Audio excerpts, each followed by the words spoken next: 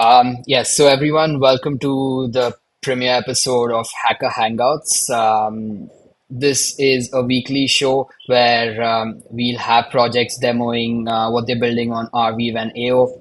So you'll get insights from founders, hear about their stories, cool project demos. You'll also learn about potential contribution and collaboration opportunities, as well as a Q&A session. Um, so. Yeah, that's it. I'm your host, Rohit. You might have seen me on Twitter as Ropats. And let's dive into it. So today we have Kadar here. Really excited to have him as our first guest. He's the founder and CEO of AstroLabs. Kadar, why don't you share with our audience about who you are, how you got into Web3 and Arweave?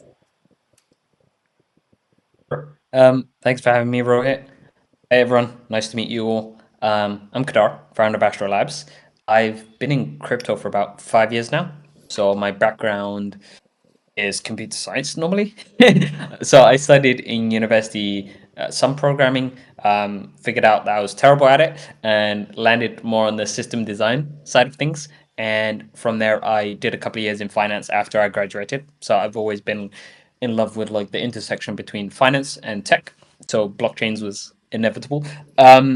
In my time working at a wealth manager, I discovered the Bitcoin white paper and had a chance to read it and kind of realized, yes, this is going to change how money truly worked globally. And yeah, been down the rabbit hole ever since.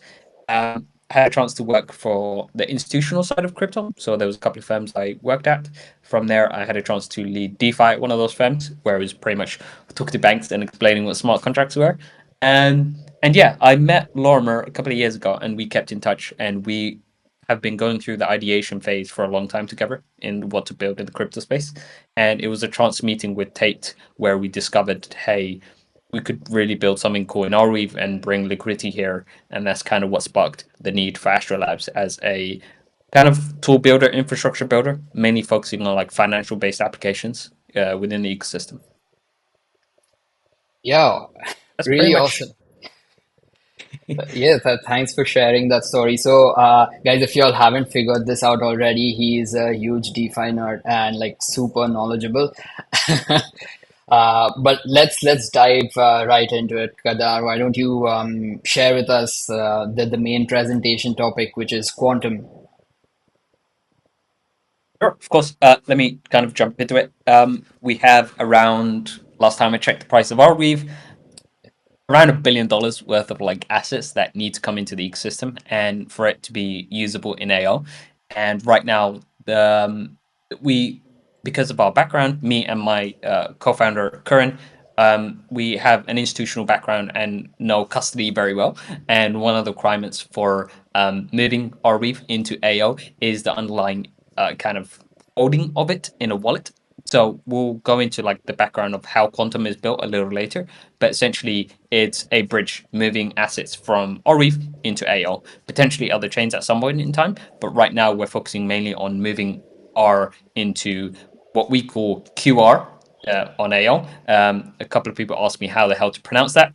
Just QR code. QR is how we're pronouncing it for now. And yeah, so high level, the bridge is there to allow users to lock up some of their Arweave in a MPC wallet, and then from there we plug in also a custodian called Copper, where they would hold the assets there, and that is currently holding around, last time I checked, a couple of $1 billion worth of assets for like hedge funds, banks, sovereign wealth funds. So they're as battle tested as you can get.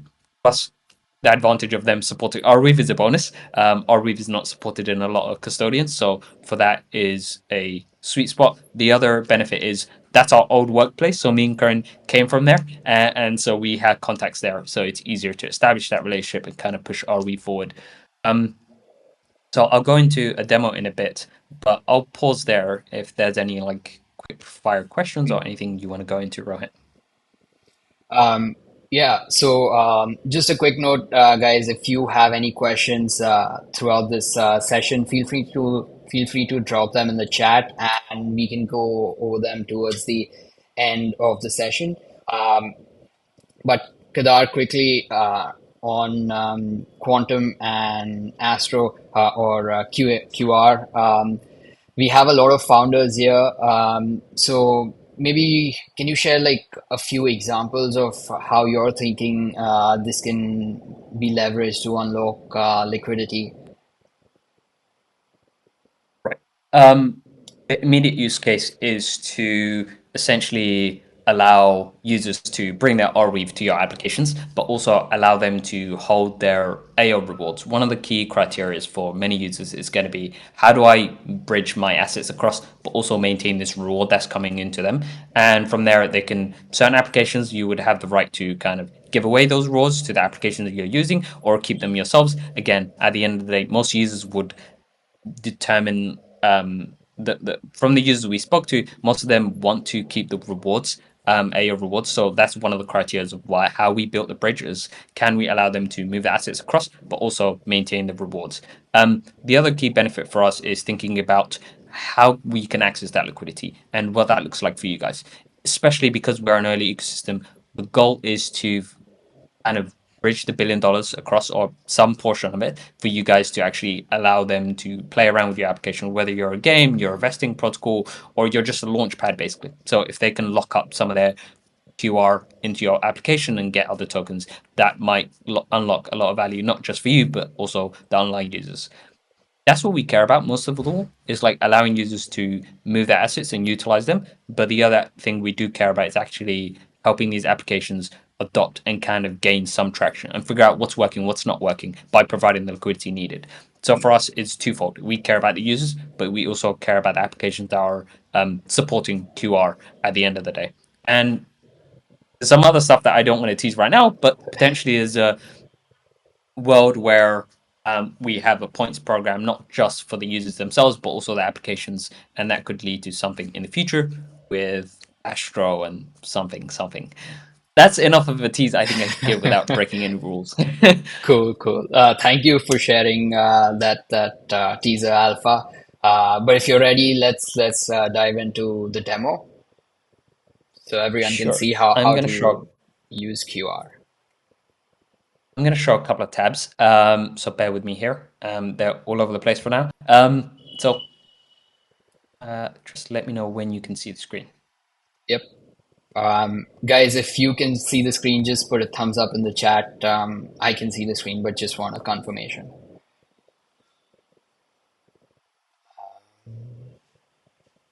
Sweet. We got thumbs ups. Awesome. So we are technically live at bridge.astrousd.com. There is a password there, and we'll share the password in email with anyone that signed up to our email list shortly.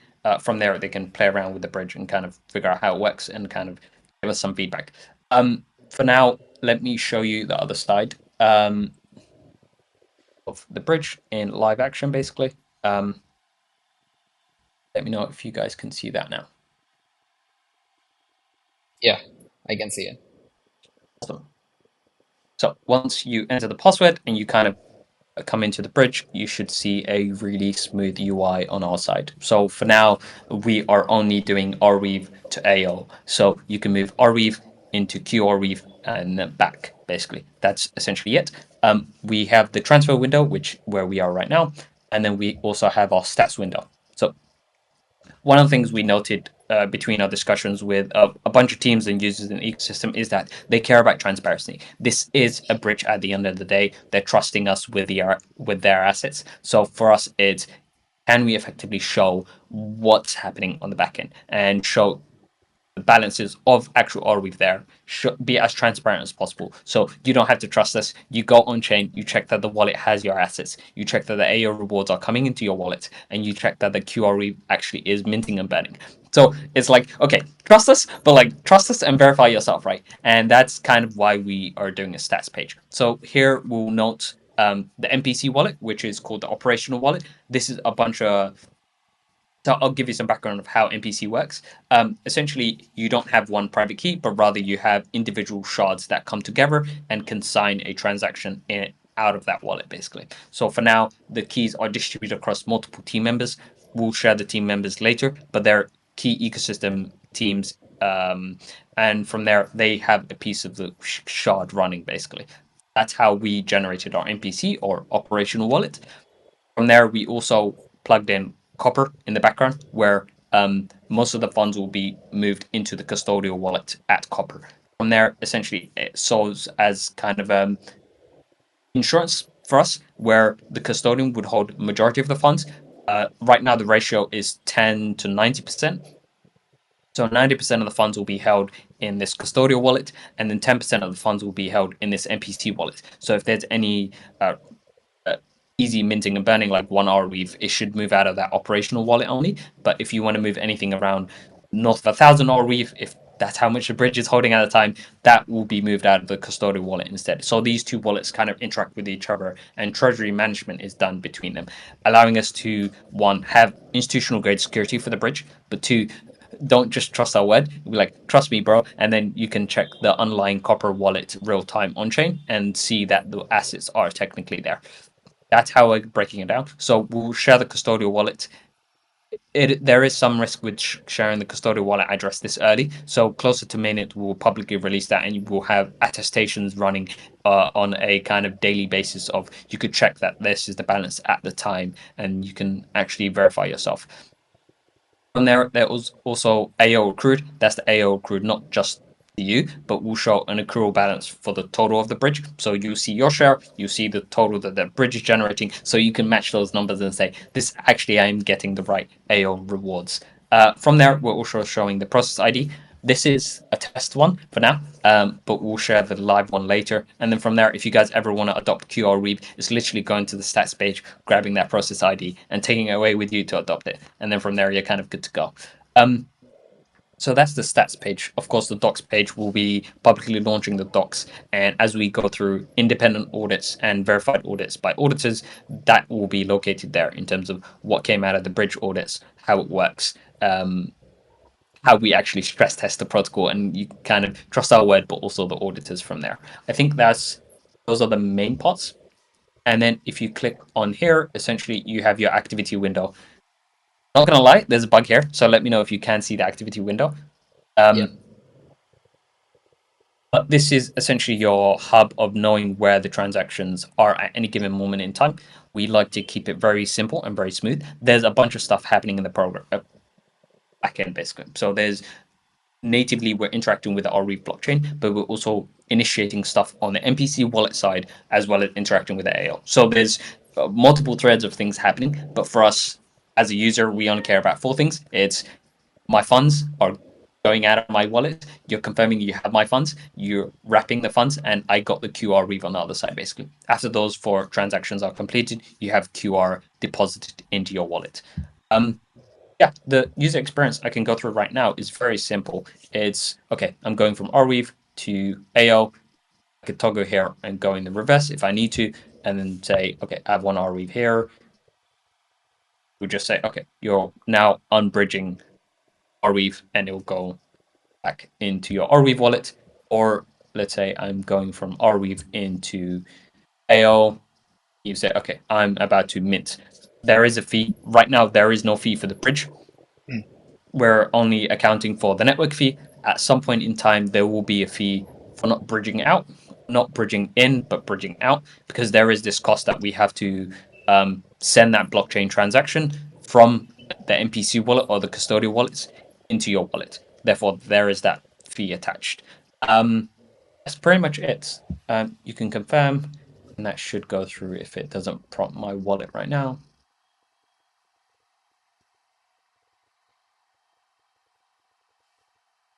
Yeah. Sweet. So this is should come up in a bit. From there, you generate a wrapping transaction and it will go through the entire flow. And then from there, you would have a toast saying your confirmation is completed.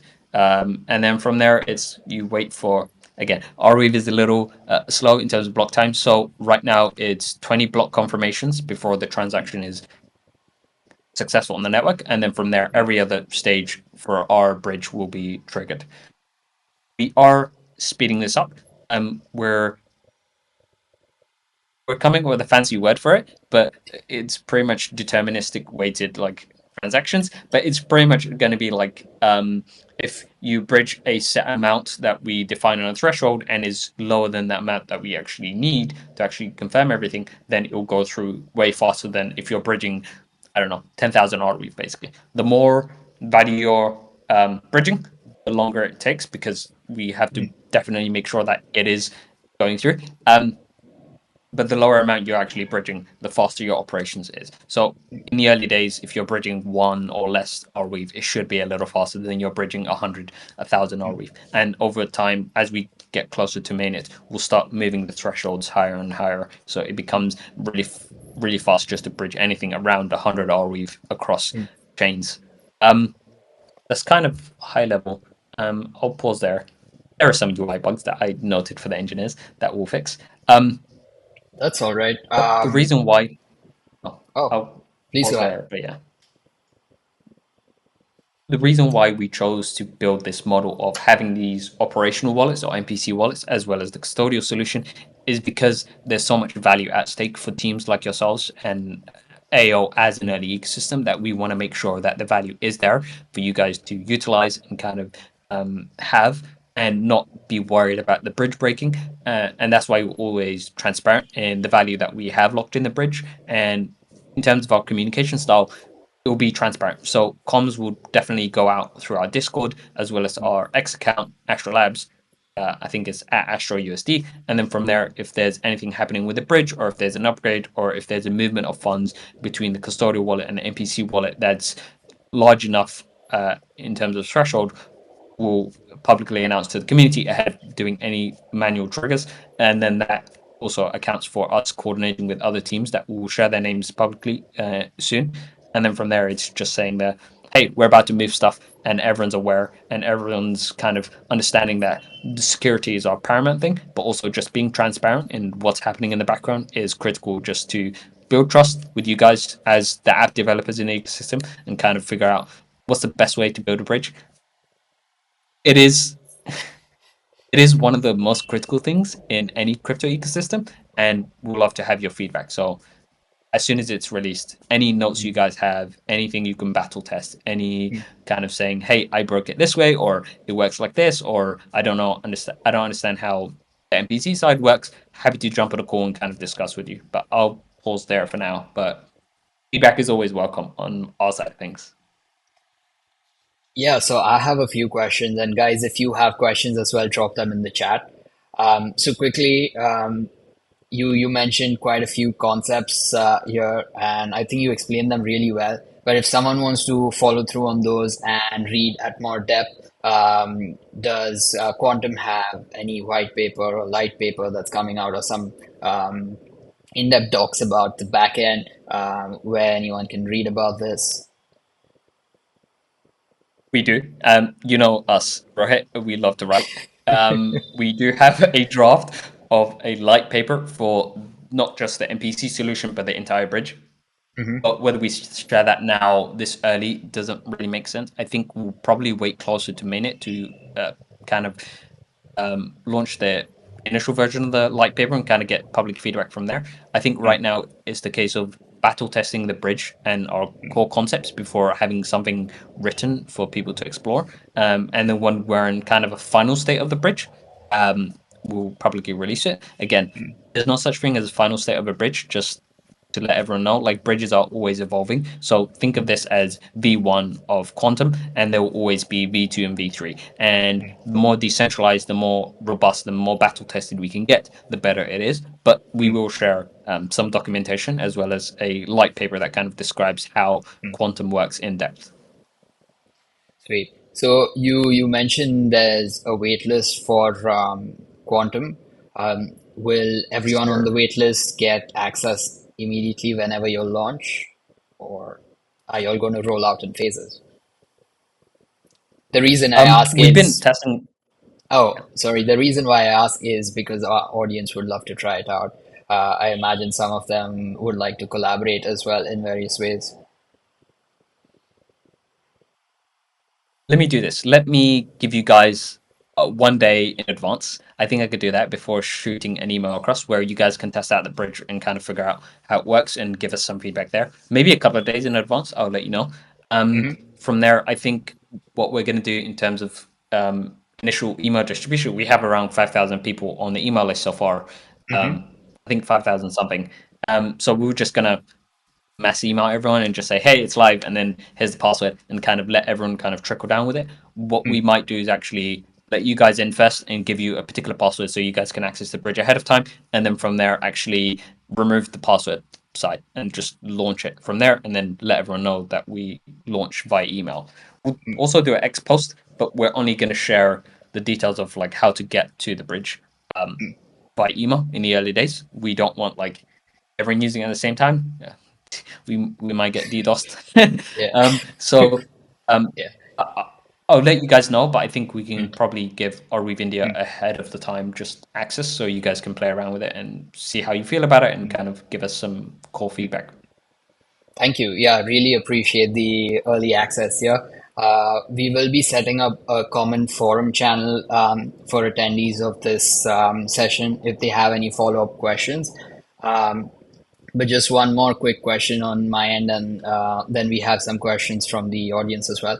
Um, because we have a lot of founders here in this audience, and you being a founder yourself, can you share some of the challenges or learnings you have like faced in this process and learned out of that? Sure. Don't be stuck in your early design of anything. I think you have to kind of be as flexible as possible, especially in the early days of just ideating. You don't know what would work. Um, Talk to users. I think that's something a lot of founders forget. There are users that want to use your product, and they do exist. So talk to as many people as possible. They could be your ideal user. They could not be your ideal user. Sometimes it is good just as that feedback.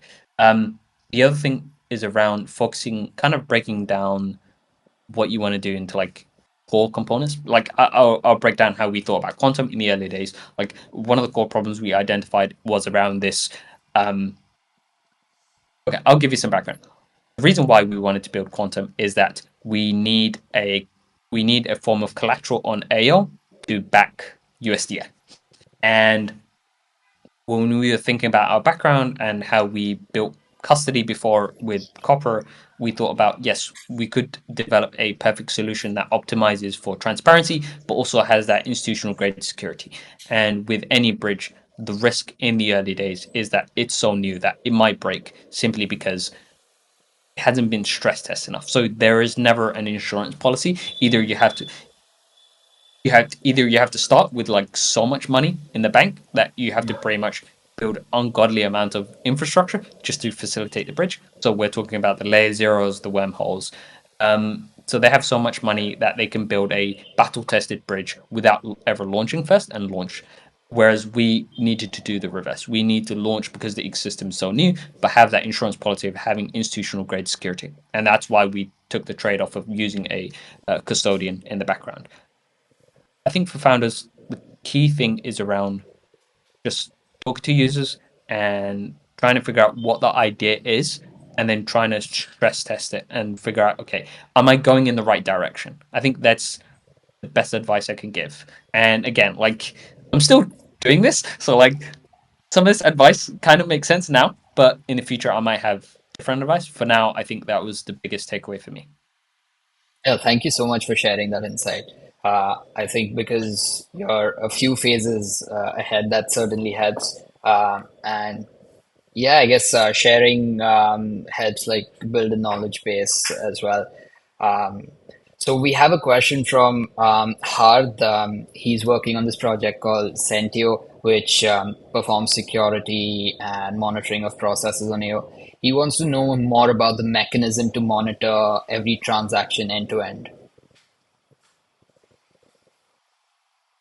So we built something in house. If I'm honest, it's like one of those things where the ecosystem is still relatively nascent in terms of infrastructure that you kind of have to build these toolings in real time yourselves as the need comes up. And we have a way to track transactions the entire length of the journey. So at some point, Astro might launch a custom explorer just for quantum itself because we are going from two different networks, right? And we kind of have to translate all the transactions happening on Arweave and then show you the process transactions happening on AO as well. And that length of chain is really tricky to track right now. Where we right now we're showing you your transactions on ViewBlock, and then we're showing you your transactions on AO Link as well, and then you can see what's happening on each side. As a user, that's kind of a weird experience of using two different explorers to track the entire length of a transaction. So at some point, we'll just do that out. I think, yeah, we're doing it ourselves, but it's more of a custom build. So it's like it works, but it's not user friendly enough to put it in the front end yet.